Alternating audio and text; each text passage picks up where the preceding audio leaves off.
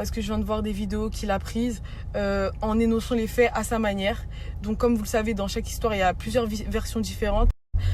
Moi là je suis même pas encore rentrée chez moi, je cherche un commissariat depuis des heures afin de porter plainte, étant donné que nous sommes en période de confinement, les commissariats ne prennent pas de main courante, donc actuellement je ne suis toujours pas rentrée chez moi.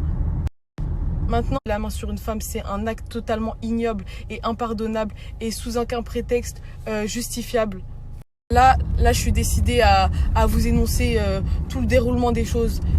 Donc, tout a commencé par les photos, comme il l'a dit, que j'ai postées il y a quelques jours, suite à des annonces que j'ai apprises sur son infidélité. Comme vous devez vous en douter, c'est pas la première fois que j'apprends ce genre de choses. Là, c'était totalement du manque de respect. C'était la goutte d'eau qui a fait déborder le vase. Donc je vous cache pas que ça fait plusieurs jours que moi-même je dors pas. J'ai du mal à m'alimenter à cause de cette histoire.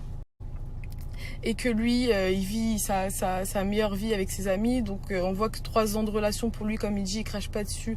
Ça ne le touche en aucun cas. Donc effectivement, on est parti devant chez lui, moi, ma meilleure amie, ma soeur et ma tante, avec qui je suis toujours. Lui, il était accompagné de son meilleur ami, voilà. On a commencé. Donc effectivement, on est parti devant chez lui, moi.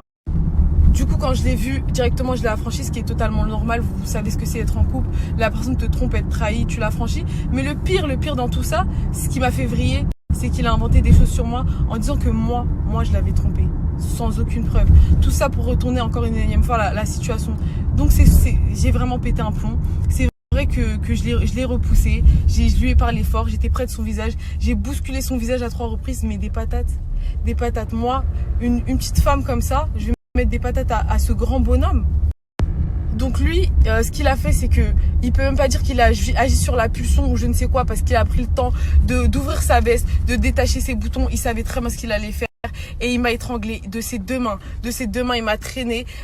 Après, comme il dit, des histoires de 2009, des meufs qui sautent un mec. Mais qu'est-ce que tu me racontes? Ma meilleure amie, elle me voit en train de me faire étrangler. Tu crois qu'elle va me regarder? Mais c'est complètement ridicule. Elle a essayé de séparer. Il me traînait. Ma tante, elle s'est pris des coups. Ils sont tous pris. Il a même étranglé ma tante, mais je vous jure, il a sauté sur ma meilleure amie, mais d'une manière, j'étais choquée. Je me suis dit, mais c'est pas un homme. Comment tu peux frapper des femmes? Parce que j'ai bousculé ton visage, parce que j'ai poussé ton visage pour que tu me regardes dans les yeux. Donc en fait, ce qui m'a fait vriller, c'est que le mec, il me trompe, et il manque de respect. Il manque de respect devant tout le monde, et Dieu sait que c'est pas la première fois. Moi, je réagis, je pousse ton visage, et toi, tu m'étrangles, tu me mets à terre. Mais Dieu merci que les vidéos elles existent, Dieu merci, mais je les attends les vidéos, il y a pas de souci.